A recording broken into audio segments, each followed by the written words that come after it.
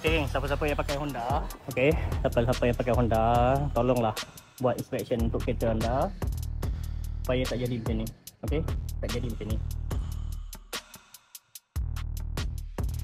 Honda biasa dia akan leaking lah. Sebab apa? Sebab dia ada banyak part-part yang kecil yang perlu ditukar dan perlu diservis. Okey, kalau tak tukar atau tak servis, dia akan jadi macam ni lah. Okey, teruk gila leaking, banyak leaking sampai sini.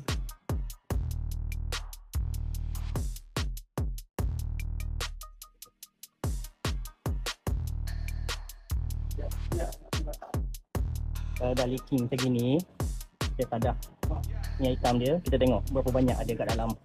Okey, jom let's go. So, kita tadah minyak dia, kita tengok ada berapa banyak.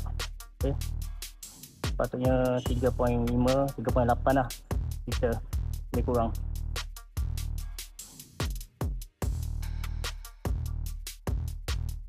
Okay, so minyak dia dalam 3.5 lah, sepatutnya lebih lah, kata 38 ni macam itu kan. So 3.5.